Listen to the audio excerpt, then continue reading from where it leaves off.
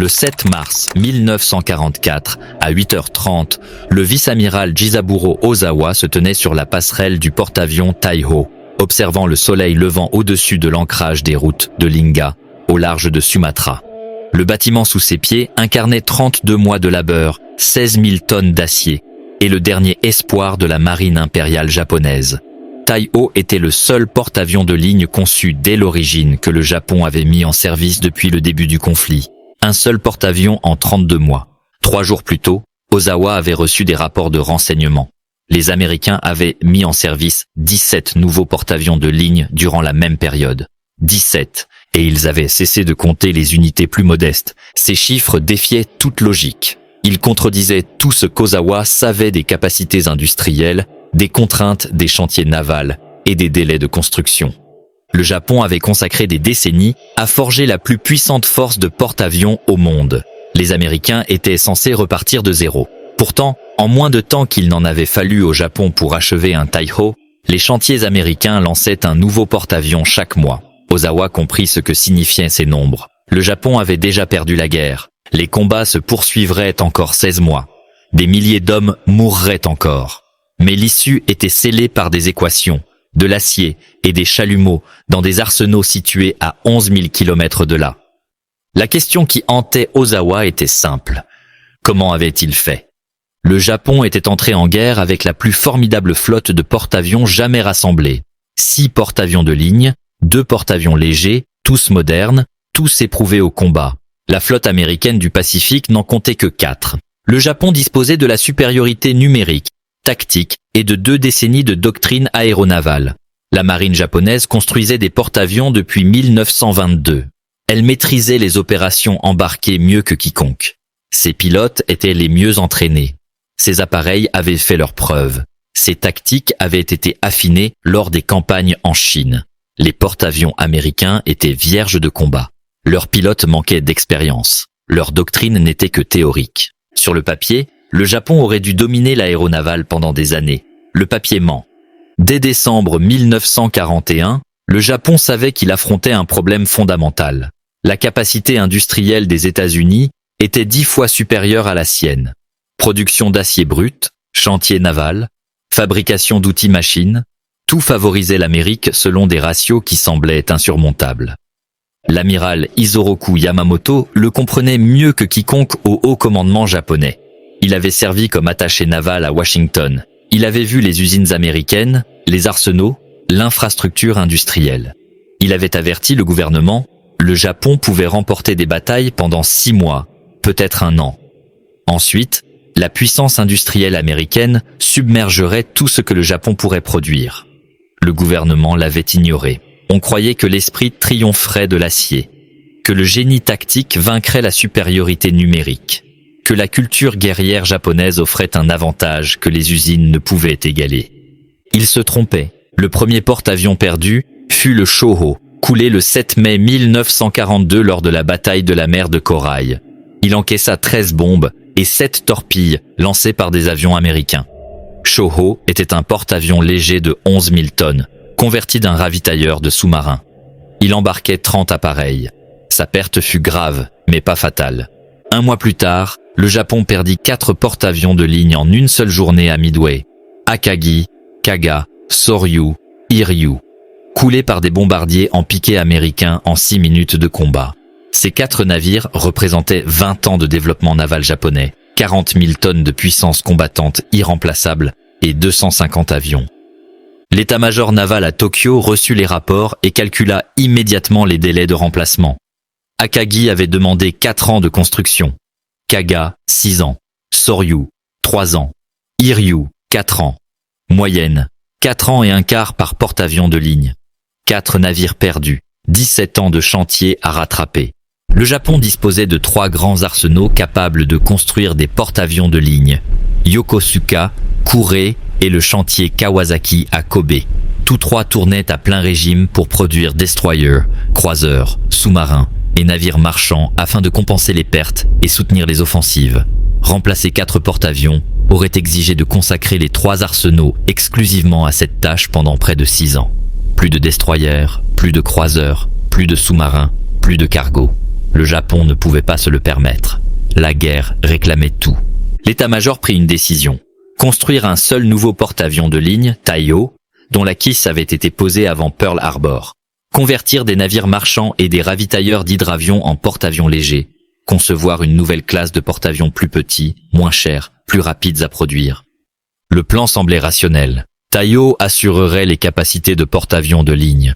Les conversions offriraient des palliatifs. La classe Unryu finirait par restaurer la supériorité numérique. Un plan logique, chiffré, financé. Il échoua totalement. La quille de Taiho fut posée le 10 juillet 1941. Le navire fut lancé le 7 avril 1943. Il fut admis au service actif le 7 mars 1943-1944, 32 mois du premier rivet à la mise en service. C'était en réalité rapide pour un porte-avions japonais. Shokaku et Zuikaku, posés fin 1937, avaient demandé 44 et 45 mois. Le Japon avait nettement amélioré ses délais. 32 mois, c'était un exploit. Les Américains mirent en service l'USS Essex le 31 décembre 1942. Sa quille avait été posée le 28 avril 1941, 20 mois. L'Essex était plus grand que Taiho. Il déplaçait 27 100 tonnes en charge standard, contre 29 300 pour Taiho. Il embarquait 90 appareils contre 75, 21 mois. Les Américains avaient construit un porte-avions plus vaste et plus performant en 37% de temps en moins que le programme japonais le plus rapide. Mais ce n'était pas le plus choquant. Le plus choquant, c'est qu'Essex n'était que le premier. Janvier 1943, Lexington. Puis Yorktown, Bunker Hill, Intrépide, Hornet, Franklin. Fin 1943, les Américains avaient mis en service 11 porte-avions de classe Essex. 11. En un an, le Japon en mettait un en service. En 1944, l'état-major à Tokyo étudia les rapports de renseignement. On vérifia les chiffres. On supposa que la propagande américaine gonflait les chiffres. Mais les avions de reconnaissance confirmèrent. Les photos confirmèrent. Les écoutes radio confirmèrent. Les Américains lançaient des porte-avions plus vite que le Japon ne formait des pilotes pour les faire voler. Comment? La réponse commence avec un homme, Henry Kaiser. Kaiser n'avait jamais construit de navire avant 1941. Ingénieur du génie civil, il avait bâti des barrages, des routes, des ponts, Hoover Dam, Bonneville Dam, Grand Coulee Dam, des colosses de béton déplaçant des montagnes de matériaux et coordonnant des milliers d'ouvriers.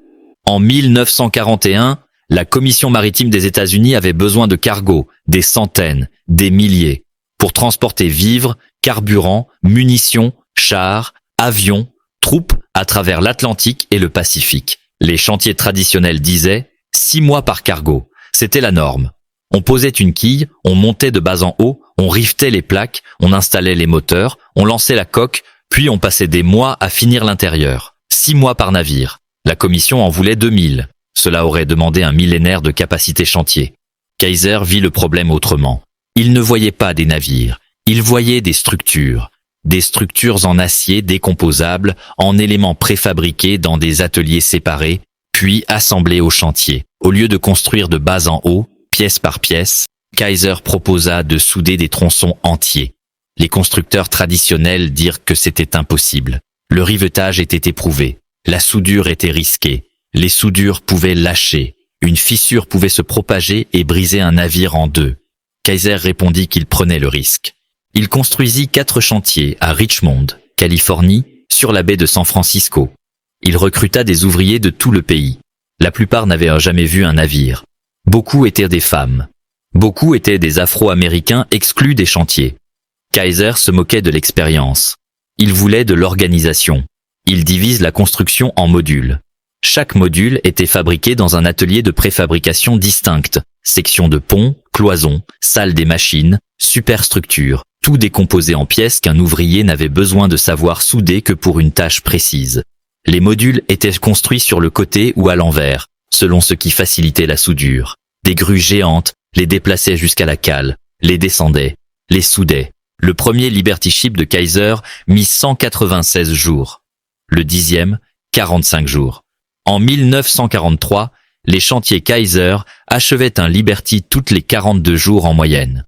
Record, 4 jours, 15 heures, 29 minutes. Le SS Robert E. Peary, novembre 1942, Coup de publicité pour montrer ce qui était possible. 4 jours pour un navire. Les chantiers traditionnels disaient 6 mois. La méthode marcha pour les cargos. Pouvait-elle marcher pour les porte-avions? Kaiser proposa d'adapter ces techniques à la production de porte-avions d'escorte, petits porte-avions sur coque marchande, conçus pour la protection des convois et l'appui terrestre, non les grandes batailles. La Navy était sceptique. Les porte-avions étaient complexes. Équipements spécialisés, ouvriers qualifiés, années d'expertise.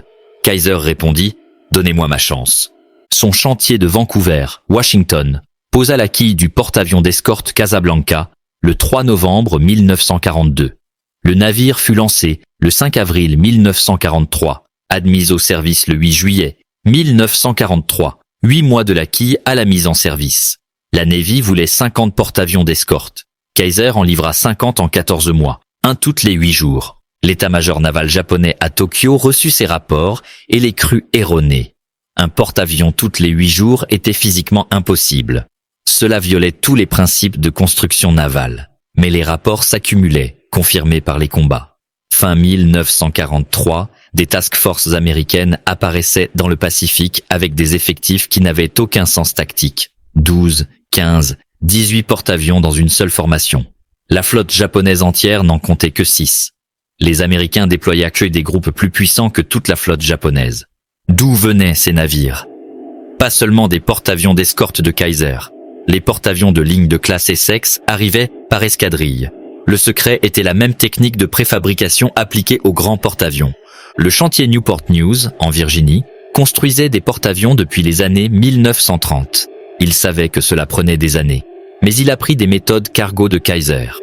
Il commença à préfabriquer les composants. Sections de coque, ponts d'envol, ponts d'aviation, superstructures d'îlots, tout fabriqué dans des ateliers séparés, puis transporté à la cale pour assemblage final. On remplaça le rivetage par la soudure partout où c'était possible. La soudure était plus rapide, nécessitait moins de main-d'œuvre qualifiée, allégeait les structures. On standardise les plans. Chaque porte-avions Essex utilisait les mêmes schémas, les mêmes pièces, le même équipement. Les ouvriers apprenaient à fabriquer un module, puis en produisaient des dizaines identiques. On rationalise les séquences. Au lieu d'attendre qu'une section soit terminée pour commencer la suivante, plusieurs étaient construites simultanément dans différents ateliers, puis réunies. L'USS Franklin, construit à Newport News, fut posé le 7 décembre 1942, lancé le 14 octobre 1943, admise au service le 31 janvier 1943-1944, 13 mois. Ce n'était même pas le record. Plusieurs Essex furent achevés en 14 à 16 mois. Moyenne, 18 mois. Taille haut, 32 mois. Les chantiers américains construisaient des porte-avions de ligne 2 fois plus vite que les Japonais, et en plus grand nombre. Quand Taiho fut admis au service en mars 1944, les Américains avaient 17 porte-avions Essex en service ou en construction. Ratio, 17 contre 1. Pire encore si l'on comptait les légers et les d'escorte. L'Amérique opérait plus de 100 porte-avions de tout type. Mi-1944, le Japon en avait 9. La marine japonaise tenta de s'adapter. Elle commanda 14 porte-avions de classe Unryu, plus petits que Taiho, plus simples, conçus pour la production de masse. Basés sur le design pré-guerre Iryu, modernisé mais avec des technologies éprouvées et des composants standardisés. Déplacement, 17 150 tonnes, 65 appareils, 34 nœuds. Il devait être la réponse japonaise à la classe Essex. 3 furent achevés. Unryu, Amagi, Katsuragi. Unryu, admis le 6 août 1944. Amagi, le 10 août. Katsuragi, le 15 octobre. 3 porte-avions en 10 semaines. Cela semblait du progrès. Le Japon accélérait. Sauf que les Américains mirent en service 9 Essex pendant la même période. Le Japon ne rattrapait pas. À chaque accélération japonaise, l'Amérique accélérait plus fort. Pire, le Japon manquait de ressources. Construire un porte-avions exige de l'acier. Beaucoup d'acier. Un Essex contenait environ 27 000 tonnes d'acier. Plaques, structures, blindage. Les États-Unis produisirent 60 millions de tonnes d'acier en 1943, 80 millions en 1944. Le Japon, 8 millions en 1943, 6 millions en 1944. L'industrie américaine produisait 10 fois plus d'acier que toute la capacité industrielle japonaise. Cet écart se répercutait partout. Les chantiers américains avaient de l'acier. Ils pouvaient reconstruire coques, blindages, machines, tout. Une section endommagée ou mal faite, on la mettait au rebut, on en refaisait une. Les chantiers japonais rationnèrent l'acier. Chaque plaque était précieuse. Les erreurs se réparaient, pas se remplaçaient. La construction ralentissait car les ouvriers réparaient au lieu d'avancer. Les chantiers américains disposaient d'outils machines modernes, tours, perceuses, fraiseuses, tout électrique, précis, rapide. Les chantiers japonais rationnaient les outils. Beaucoup étaient anciens, usés, en panne. Les pièces de rechange manquaient. La production ralentissait car les machines tombaient en panne et les ouvriers attendèrent les réparations. Les chantiers américains avaient des équipements de soudure. Milliers de postes, chalumeaux oxyacétyléniques, soudeuses à l'arc, tout standardisé, entretenu. Les chantiers japonais rationnaient la soudure. Beaucoup continuaient à riveter faute de capacité suffisante. L'écart touchait la main-d'œuvre. Les chantiers américains employaient 2 millions d'ouvriers en 1943. Beaucoup étaient nouveaux dans la construction navale, mais formés rapidement avec des méthodes standardisées et des tâches répétitives simples. Les chantiers Kaiser de Richmond culminèrent à 90 000 ouvriers, plus que les 3 grands arsenaux japonais réunis. Cette main-d'œuvre ne ressemblait en rien aux équipes traditionnelles. 40% de femmes. Beaucoup n'avaient jamais touché un outil industriel. Épouses d'agriculteurs du Midwest, institutrices de petites villes, employées de bureaux, elles apprenaient à souder en 2 semaines, à manœuvrer une grue en 3 jours, à lire un plan en 1 semaine. Les constructeurs traditionnels disaient que ces ouvriers ne pouvaient pas produire des navires de qualité. Il manquait les années d'expérience nécessaires au travail précis du métal. Mais le système de préfabrication de Kaiser n'exigeait pas des années d'expérience. Il exigeait des ouvriers capables d'exécuter une tâche précise, répétée, avec exactitude. Une soudeuse à Richmond n'avait pas besoin de comprendre l'architecture navale. Elle devait savoir souder un type précis de joint sur un type précis de pièce. Les gabarits et les fixations maintenaient tout en place. Elle passait d'une pièce à l'autre, soudant des joints identiques des dizaines de fois par poste. La répétition forgeait l'expertise. Après 1 mois, elles étaient rapides. Après 2 mois, précises. Après 3 mois, plus rapides que des soudeurs traditionnels ayant des années d'apprentissage. Les chantiers japonais ne pouvaient reproduire ce modèle. Ils employaient 300 000 ouvriers, beaucoup d'artisans qualifiés, mais dispersés sur des dizaines de projets. Former les nouveaux était lent, car les expérimentés étaient trop occupés pour enseigner. Surtout, la culture industrielle japonaise privilégiait l'artisanat à la standardisation. Un ajusteur japonais était fier d'ajuster chaque pièce à la main, de faire de légers réglages pour un alignement parfait. Cette approche produisait de beaux navires, mais lentement. Les ouvriers américains n'ajustaient rien à la main. Les pièces étaient fabriquées à des tolérances précises en atelier. Elles s'emboîtaient ou pas. Si une pièce ne passait pas, on la rejetait et on en refaisait une. Cette approche produisait des navires fonctionnels, vite. La différence de philosophie reflétait la différence de capacité. Le Japon avait peu d'acier, peu d'outils, peu d'ouvriers. Chaque pièce devait être utilisée. Le gaspillage était inacceptable. L'ajustement manuel évitait les pertes. L'Amérique avait abondance d'acier, d'outils, d'ouvriers. Une pièce fausse, on en refaisait une. La vitesse primait sur la perfection. Les 2 approches avaient du mérite. En temps de guerre, la vitesse l'emporta. Les Américains avaient assez d'ouvriers pour spécialiser. Une équipe faisait les cloisons, une autre les sections de pont, une 3e installait la propulsion.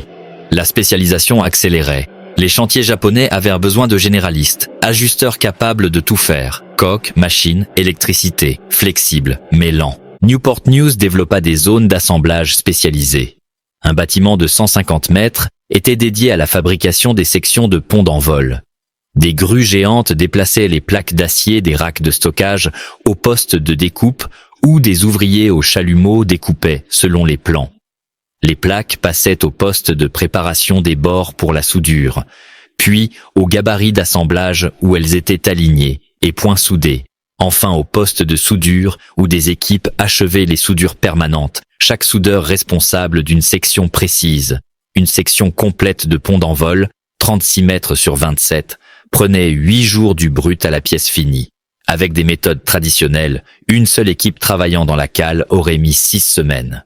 Un autre bâtiment fabriquait les ascenseurs. Les ascenseurs de porte-avions étaient des mécanismes complexes, hydrauliques, capables de hisser un avion de 30 tonnes du hangar au pont en 30 secondes. Traditionnellement, on les installait pièce par pièce dans la coque. Travail difficile dans des espaces exigus, alignement précis, tests longs. Newport News les construisait entiers dans un atelier dédié. L'ascenseur était testé, réglé, validé avant d'arriver au navire. À l'installation, une grue le posait d'un bloc. Raccordement hydraulique, jour au lieu de semaine. Les systèmes de propulsion suivaient le même principe. Un porte-avions Essex nécessitait 4 ensembles de turbines, 8 chaudières, engrenages de réduction, arbres d'hélices, milliers de mètres de tuyauterie vapeur. Installer cela prenait des mois. Newport News créa des modules de propulsion. Chaque module contenait un ensemble complet de turbines, 2 chaudières, toute la tuyauterie préassemblée et testée.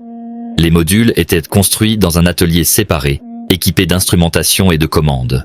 On les faisait tourner avec de la vapeur temporaire pour vérifier les performances. Quand la coque était prête, une grue descendait le module entier dans la salle des machines. Raccordement vapeur, câbles électriques, commandes. 3 semaines au lieu de 3 mois. Cette approche modulaire s'étendait à tout. Radar préassemblé et testé. Mât radar complet avec antenne, émetteur, récepteur, alimentation. Construit en ateliers électroniques, installés en unités. Logement d'équipage préfabriqué, compartiments avec couchettes, casier, éclairage, ventilation, assemblés en ateliers spécialisés, puis hissés dans la coque. Même les petits éléments étaient standardisés. Chaque écoutille, chaque porte, chaque échelle, chaque conduit de ventilation, fabriqués selon des normes identiques pour des ouvertures identiques. Les ouvriers prenaient des pièces prêtes en stock, les vissaient ou soudaient, passaient à la suivante. Résultat, des porte-avions passant de la pose de quilles au lancement en 6 à 8 mois, puis 6 à 8 mois d'armement et d'essai avant admission. Total, 14 à 16 mois pour un porte-avions opérationnel. Le Japon ne pouvait égaler cela faute de 3 éléments critiques. D'abord, l'infrastructure industrielle pour la production de masse. La préfabrication exigeait des usines capables de produire des milliers de pièces identiques avec des tolérances précises. L'industrie américaine avait cela grâce à des décennies de production automobile, électroménager, biens de consommation. Les usines étaient conçues autour de chaînes d'assemblage, pièces standardisées, composants interchangeables. L'industrie japonaise avait peu d'expérience de la production de masse. La plupart des fabrications étaient artisanales à petite échelle. Les pièces de précision venaient d'ateliers spécialisés, pas de chaînes. Reproduire la préfabrication américaine aurait exigé de construire de nouvelles usines, former de nouvelles main-d'œuvre, créer de nouvelles chaînes d'approvisionnement. Le Japon n'avait ni le temps, ni les ressources, ni l'expertise. Ensuite, la capacité en matières premières. La préfabrication est gaspilleuse. On coupe plus d'acier que nécessaire. On fabrique des pièces qui ne passent pas et qu'on met au rebut. On surstocke pour ne jamais manquer. Les chantiers Kaiser commandaient 15% d'acier en plus que ce qu'exigeait un Liberty. L'excédent couvrait les pertes, les erreurs, les pièces rejetées, les stocks tampons. Cela fonctionnait quand l'acier abondait. Cela échouait quand il était rare. Le Japon ne pouvait se permettre 15% de pertes. Chaque tonne de plaque était vitale. Le gaspillage devait être minimisé. D'où l'ajustement manuel, d'où le travail lent, d'où les délais longs. Enfin, l'infrastructure de transport. La préfabrication américaine fonctionnait car les composants pouvaient être fabriqués n'importe où dans le pays et expédiés par rail. Une cloison faite en Pennsylvanie arrivait à Newport News en 24 heures par wagon plat. 2 jours plus tard, elle était soudée dans un porte-avions. Le réseau ferroviaire japonais était limité. La plupart des composants lourds voyagèrent par cabotage. Ce cabotage était sous le feu constant des sous-marins américains. Une turbine fabriquée à Kobe pouvait mettre 2 semaines à atteindre Yokosuka. Si le convoi était coulé, ce qui arrivait souvent, la turbine était perdue et il fallait en refaire une. Les vulnérabilités de la chaîne logistique paralysaient la construction navale japonaise plus que tout autre facteur. L'écart s'étendait à la logistique. Les chantiers américains recevaient acier, aluminium, cuivre, caoutchouc, électronique, tout par rail et camion depuis des usines du continent entier. Un fournisseur en panne? Il y en avait d'autres. Les chantiers japonais dépendèrent du transport maritime. Acier de Corée et Mandchourie, cuivre des Philippines, caoutchouc des Indes orientales néerlandaises, tout transporté par cargo coulé à un rythme croissant par les sous-marins américains. En 1944, le Japon perdait des navires marchands plus vite qu'il ne pouvait les remplacer. Les matériaux critiques n'arrivaient plus. Les programmes étaient retardés car les chantiers attendaient plaques d'acier, aubes de turbines, câbles électriques. Taiho avait été conçu avec 8 chaudières et 4 turbines développant 160 000 chevaux. 2 porte-avions Unryu, Katsuragi et Aso furent équipés de moteurs de destroyers car les fabricants ne suivaient plus. Ces navires ne faisaient que 25 nœuds au lieu de 34. Moins de vitesse, moins de flexibilité tactique, moins d'évasion, moins de capacité à rejoindre ou fuir l'ennemi. Les Américains n'avaient aucun compromis. Chaque Essex, même système de propulsion, 150 000 chevaux, 33 nœuds, sans exception. Le Japon faisait aussi face à une crise de formation des pilotes. Construire des porte-avions n'était que la moitié du problème. Former des pilotes pour en décoller était tout aussi critique. Avant-guerre, le Japon avait les meilleurs aviateurs navals du monde. 2 ans de formation avant le premier appontage. Navigation, tir, vols en formation, opérations de nuit, approche, porte-avions. En 1943, le Japon n'avait plus 2 ans, ni 1 an. La guerre sous-marine américaine détruisait les navires marchands. Moins de carburant pour les vols d'entraînement. Les programmes passèrent de 24 à 12 mois, puis 8. Les pilotes arrivaient en escadrille avec 100 heures de vol au lieu de 500. Ils savaient voler et tirer, mais pas survivre face à des vétérans américains. Saburo Sakai, un des as japonais avec 64 victoires, fut retiré du combat début 1943 pour devenir instructeur. Il fut choqué. Le programme était submergé. Les instructeurs avaient trop d'élèves. Les cours étaient bâclés. Les compétences de base étaient sautées, faute de temps. Sakai écrivit plus tard qu'on leur disait de faire vite. Oubliez les détails. Apprenez-leur juste à voler et à tirer. Les pilotes issus de ces programmes raccourcis rejoignaient les groupes aériens embarqués. Courageux, dévoués, prêts à mourir pour leur pays, mais pas prêts. À la bataille de la mer des Philippines, juin 1944, le Japon engagea 450 avions embarqués contre les task forces américaines. Les chasseurs américains en abattirent 300. Les Américains appelèrent cela le grand tir au dindon des Mariannes. La bataille montra tout ce qui clochait dans les opérations japonaises. En 1944, le Japon engagea 9 porte-avions, 3 de ligne, Taiho, Shokaku, Zuikaku, 6 légers, Chitose, Chiyoda, Zuio, Iyo, Ryuo et le tout nouveau Unryu. Ces 9 navires embarquèrent 450 appareils, moins de la moitié de leur capacité théorique. Le Japon n'avait tout simplement pas assez d'avions pour équiper ses porte-avions. Pire, les pilotes étaient sous-formés. Avant-guerre, 2 ans de formation avant le premier déploiement. En juin 1944, 6 mois. Ils savaient décoller et apponter, voler en formation, utiliser leur système. Mais ils n'avaient pas l'expérience de combat pour survivre face à des vétérans américains volant des appareils supérieurs. La Task Force 58, commandée par l'amiral Mark Meecher, alignait 15 porte-avions, 7 Essex, 8 légers. Ces navires embarquèrent 900 appareils, plus du double des Japonais, et ces appareils étaient supérieurs. Le chasseur F-6F L4 atteignait 610 km/h contre 540 pour le 0A6M. Il plongeait à 720 sans casse structurelle. Le 0, 580. Le L4 était blindé. Protection pilote, réservoir auto-obturant, capot moteur blindé. Il encaissait des dommages énormes et continuait à voler. Le 0 n'avait pas de blindage. Une rafale dans le réservoir l'enflammait. Les pertes pilotes étaient catastrophiques. Le L4 montait 6 mitrailleuses de 12,7 mm, débit combiné 1800 coups minute. Le 0, 2 canons de 20 mm, 2 mitrailleuses de 7,7 mm, bon armement, mais moins de puissance de feu soutenue. Surtout, les pilotes américains de juin 1944 étaient des vétérans. Moyenne, 200 heures de combat. Beaucoup 300 ou plus. Ils avaient combattu à Tarawa, Truk, Hollandia, des dizaines d'engagements mineurs. Ils connaissaient leur appareil. Ils savaient exploiter les avantages du L4. Ils savaient battre les zéros.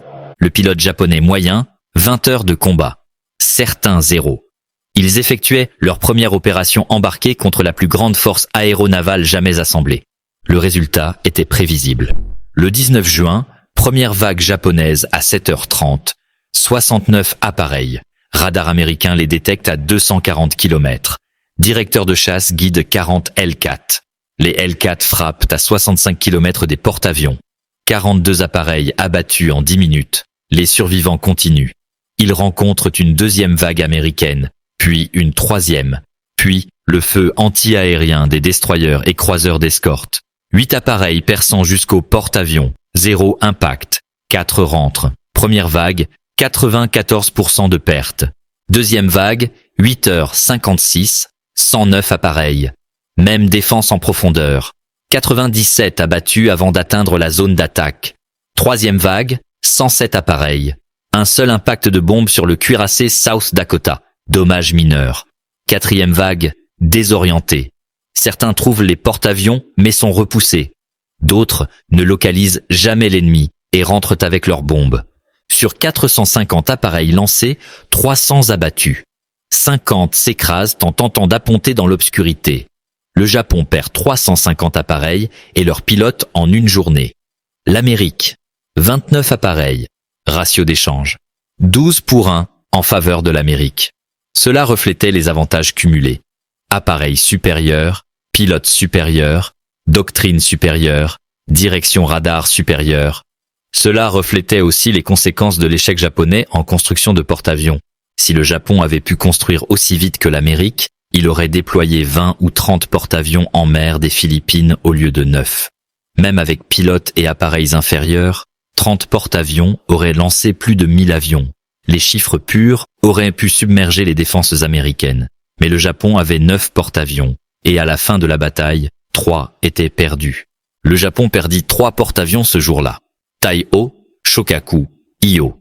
Taiho survécut 3 mois après sa mise en service. Touché par une seule torpille du sous-marin Kavala le 19 juin. Les dommages auraient dû être gérables. La doctrine japonaise de contrôle des avaries était adaptée aux torpilles. Mais un jeune officier commit une erreur fatale. Il ordonna d'activer la ventilation pour évacuer les vapeurs d'essence du hangar. La ventilation propagea les vapeurs dans tout le navire au lieu de les évacuer à l'extérieur. 6 heures après l'impact, une étincelle enflamma les vapeurs. L'explosion déchiqueta le navire. Il coula en minutes, emportant 1272 hommes. 32 mois à construire, 3 mois en service, fini. Shokaku, un des plus succès japonais, vétéran de Pearl Harbor, mer de corail, Santa Cruz, encaissa 4 torpilles du Kavala. Coulé 7 heures plus tard. Iyo touché par torpilles aériennes et bombes. Prend feu, perd propulsion, coule. 3 porte-avions en une journée. Les Américains, 0.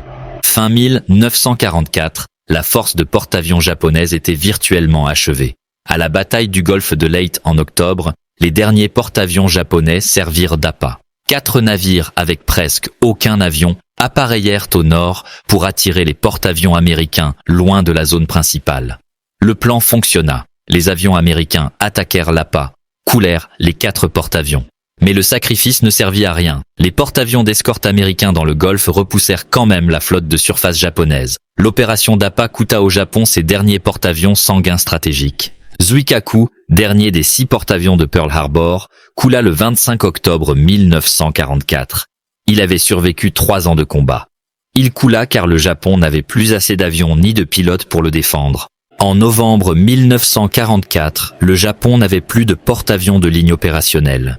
L'Amérique en avait 28. L'avantage industriel américain n'était pas seulement numérique, il était systémique. Quand un porte-avions Essex était endommagé, il ralliait un arsenal naval pour réparation. Réparation achevée en semaines ou mois avec sections préfabriquées de remplacement, pièces standardisées, installation massive. L'USS Franklin fut touché par 2 bombes le 19 mars 1945 au large du Japon. Les bombes percèrent le pont d'envol, explosèrent dans le hangar, déclenchèrent des explosions secondaires d'avions armés et ravitaillés. Les incendies firent rage des heures. 47 morts. Le navire immobile, gitant, en feu, avec menace d'explosion des soutes. Toute autre marine aurait abandonné. Franklin était perdu. Mais les équipes de contrôle des avaries américaines combattirent les flammes, stabilisèrent la gîte, relancèrent les machines. Franklin rallia Pearl Harbor par ses propres moyens à 14 nœuds. De Pearl Harbor, il traversa jusqu'à l'arsenal de Brooklyn pour réparation majeure. Il y arriva le 28 avril 1945. La guerre finit avant son retour au service, mais il survécut. Ce niveau de contrôle des avaries était impossible pour le Japon. Les porte-avions japonais gravement touchés coulaient ou étaient sabordés. Le Japon manquait d'installations de réparation, de pièces de rechange, d'équipes entraînées pour sauver des navires très endommagés. La différence entre capacité industrielle américaine et japonaise se voyait dans tous les aspects des opérations de porte-avions.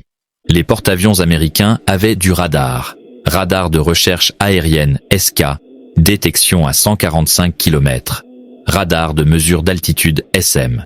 Directeur de chasse guidait les intercepteurs sur les raids avant qu'ils n'atteignent la flotte. Les porte-avions japonais avaient des radars limités. Premier modèle, détection à 50 km dans des conditions idéales. Opérations de nuit ou mauvais temps dégradèrent fortement. Les directeurs japonais comptaient sur l'observation visuelle et les rapports radio des navires piqués. Les porte-avions américains avaient des obus anti-aériens à fusée de proximité. Le fusible VT détectait les avions proches par mini-radar et faisait exploser l'obus automatiquement. Les fusibles de proximité multipliaient l'efficacité anti-aérienne par 5 à 10 par rapport aux fusibles à contact ou temporisés. Les porte-avions japonais utilisaient contact et temporisé. L'obus devait toucher directement ou exploser à la bonne altitude. Les deux méthodes étaient bien moins efficaces. Les porte-avions américains avaient de meilleurs avions. Le L4 surpassait le 0 dans presque toutes les catégories. Vitesse, montée, piqué, protection, armement. Les porte-avions japonais comptaient encore sur le 0. Peu modernisés depuis 1941. Plus légers, plus manœuvrables, mais plus lents, plus fragiles, incapables de détruire rapidement des avions américains blindés. Les porte-avions américains avaient une meilleure doctrine. Balayage de chasse nettoyait l'espace aérien ennemi avant les frappes. Patrouilles aériennes de combat protégèrent la flotte. Interceptions guidées radar placèrent les chasseurs en position avant l'arrivée des raids. La doctrine japonaise reposait sur l'assaut total. Tout lancer, frapper avec force maximale. Espérer couler les porte-avions avant qu'ils ne ripostent. Cela avait marché à Pearl Harbor avec la surprise totale. Cela échoua à Midway quand les porte-avions américains attendaient. Cela échoua en mer des Philippines quand le radar américain donna l'alerte précoce et que les chasseurs massacrèrent les raids entrants. En 1945, la marine japonaise avait virtuellement cessé d'exister comme force combattante. Le Japon avait encore cuirassés, croiseurs, destroyers, mais sans porte-avions pour couverture aérienne, ces navires ne pouvaient opérer là où les avions américains pouvaient les atteindre. Les quelques porte-avions japonais restants furent relégués à l'entraînement ou au transport faute de pilotes et d'avions pour les faire combattre. La marine américaine avait plus de puissance aéronavale embarquée que toutes les autres marines du monde réunies. La Task Force 38, opérant au large du Japon en juillet 1945, comptait 17 porte-avions de ligne et 6 légers. Ces navires embarquaient plus de 1500 appareils. Toute la force de frappe pouvait être lancée et récupérée en moins de 2 heures. Le Japon n'avait rien pour contrer cela. Les frappes américaines sillonnaient librement le Japon, frappant aérodromes, usines, ports, bases navales, tout ce qui bougeait. Les défenses aériennes japonaises étaient submergées. Les chasseurs japonais étaient surpassés 10 ou 20 contre 1. La guerre finit le 15 août 1945. Le Japon avait mis en service 6 porte-avions pendant la guerre, 3 de ligne Hanryu, 3 légers convertis. L'Amérique en avait mis 20, 14 Essex, 9 indépendances légers, plus de 100 d'escorte. Ratio final, environ 20 pour 1. 20 porte-avions américains pour chaque porte-avions japonais construit pendant la guerre. Ce ratio raconte comment la capacité industrielle détermina l'issue de la guerre du Pacifique. Le Japon était entré en guerre avec la meilleure flotte de porte-avions du monde, bâtie sur 20 ans par les architectes et constructeurs les plus expérimentés d'Asie. L'Amérique était entrée avec une flotte non éprouvée, construite par des chantiers qui apprenaient sur le tas. Mais l'Amérique avait ce que le Japon ne pouvait égaler. Capacité industrielle, matières premières, innovation technologique, capacité à apprendre, s'adapter, scaler la production à des niveaux qui semblaient impossibles. Les leçons de cette course à la construction de porte-avions vont bien au-delà de la Seconde Guerre mondiale. La capacité industrielle compte plus que le génie tactique. Le Japon avait une meilleure doctrine aéronavale en 1941. Meilleurs pilotes, meilleurs avions, meilleure expérience opérationnelle. Il gagne toutes les batailles les 6 premiers mois. Mais les avantages tactiques s'érodent. Les pilotes meurent. Les avions deviennent obsolètes. La doctrine évolue. Les avantages industriels s'amplifient. Chaque nouveau porte-avions américain rendait le suivant plus facile à construire. Chaque ouvrier formé accélérait la formation du suivant. Chaque composant standardisé rendait la chaîne logistique plus efficace. Mi-1943, la construction américaine était devenue un système auto-renforçant. Les chantiers achevaient des porte-avions plus vite qu'on ne formait leurs équipages. Le Japon n'atteignit jamais cette dynamique. Chaque porte-avions construit consommait des ressources nécessaires au suivant. Chaque ouvrier formé prenait du temps à la production. Chaque composant standardisé exigeait de rééquiper des usines déjà surchargées. L'écart s'élargit exponentiellement. Début 1942, Japon, 8 porte-avions opérationnels, Amérique 3. Mi-1943, Japon 6, Amérique 14. Mi-1944, Japon 7, Amérique 32. Début 1945, Japon 0, Amérique 39. La progression n'était pas linéaire, elle était géométrique. La puissance américaine doublait, triplait, quadruplait tandis que la japonaise déclinait. Ce schéma se répéta dans toutes les catégories de construction navale. Le Japon construisit 6 porte-avions de ligne pendant la guerre. L'Amérique, 24 Essex. Le Japon, 3 légers. L'Amérique, 9 Independence. Le Japon, 0 d'escorte. L'Amérique, 77 Casablanca, plus des dizaines d'autres types. Total, Japon, 9 porte-avions en 3 ans et demi de guerre. Amérique, 110 sur la même période. Ratio, environ 12 pour 1. Mais même ce ratio sous-estime l'écart réel. Les porte-avions américains étaient plus grands, embarquaient plus d'avions, avaient meilleur radar, meilleure défense anti-aérienne, meilleur contrôle des avaries, tout meilleur. Un Essex opérait 90 appareils, un Unryu, 65, un Essex, 33 nœuds. Certains japonais avec moteur de destroyer d'urgence, à peine 25. Un Essex, couverture radar complète, porte-avions japonais, radar limité, souvent en panne au moment critique. Ainsi, l'avantage numérique de 12 pour 1 se traduisait par environ 20 pour 1 en capacité de combat réel. 20 porte-avions américains de puissance pour chaque porte-avions japonais. Ce niveau de supériorité rendit le combat naval dans le Pacifique unilatéral après mi-1944. Les forces de surface japonaises ne pouvaient opérer à portée des porte-avions américains sans être détruites. Les bases japonaises ne pouvaient fonctionner à portée sans être neutralisées. Les lignes de ravitaillement japonaises ne pouvaient fonctionner à portée sans être coupées. La guerre du Pacifique devint une guerre d'aviation embarquée américaine, bombardant le Japon jusqu'à la soumission, tandis que les forces japonaises regardaient, impuissantes, derrière des périmètres défensifs qui rétrécissaient chaque jour. Juillet 1945, Task Force américaine opérait au large des côtes japonaises en toute impunité. Elle lançait des frappes de 1000 avions sur les villes japonaises. Les défenses aériennes japonaises étaient submergées. Les chasseurs japonais surpassaient 50 contre 1. La guerre ne finit pas à cause des bombes atomiques, bien qu'elles offrirent une excuse commode aux dirigeants japonais pour capituler.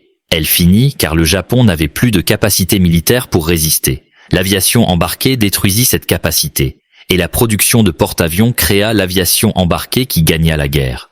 Henry Kaiser, le bâtisseur de barrages qui ne connaissait rien aux navires, révolutionna la construction navale par des techniques de production de masse. Newport News, constructeur traditionnel, apprit de Kaiser et coupa les délais de moitié. Les ouvriers de Richmond, beaucoup de femmes qui n'avaient jamais tenu une clé avant 1942, construisirent en mois des porte-avions qui auraient dû prendre des années. Ensemble, ils bâtirent une flotte qui écrasa le Japon par pure puissance industrielle. Les Japonais comprirent trop tard qu'ils avaient perdu la guerre dès qu'ils l'avaient déclenchée. L'amiral Yamamoto les avait avertis. Le Japon pouvait gagner des batailles 6 mois, peut-être 1 an.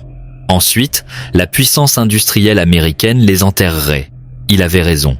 Mais même Yamamoto sous-estima la vitesse de mobilisation américaine. Il pensait qu'il faudrait 2 ans pour remplacer les porte-avions perdus à Pearl Harbor et en mer de Corail. Cela prit 9 mois. Il pensait que la production américaine culminerait à 8 ou 10 porte-avions par an. L'Amérique en produisit 18 en 1943 seul. Il pensait que les pilotes américains mettraient des années à égaler les aviateurs japonais. Les pilotes américains combattaient les aviateurs japonais début 1943, moins de 18 mois après Pearl Harbor. Toutes les hypothèses japonaises sur la capacité industrielle américaine étaient de fausses. Toutes sous-estimaient la capacité américaine à mobiliser ressources, former ouvriers, produire armes à des échelles inimaginables pour le Japon. Le titre de cette histoire n'est pas tout à fait exact, mais il capture la vérité essentielle.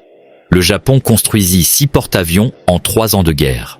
Le chiffre exact varie selon qu'on compte conversion et reclassement, mais 6 est le chiffre communément accepté pour les porte-avions de ligne construits pendant le conflit. L'Amérique construisit 17 porte-avions de ligne Essex pendant les années de guerre. Le titre dit qu'ils arrêtèrent de compter.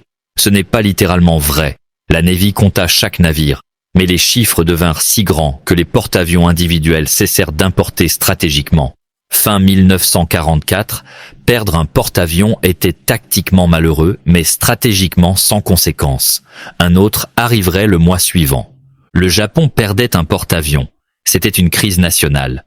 Prières, services commémoratifs, récriminations contre les commandants qui n'avaient pas protégé un actif irremplaçable. La réponse émotionnelle et stratégique aux pertes dit tout de l'écart industriel. Pour le Japon, chaque porte-avions était précieux.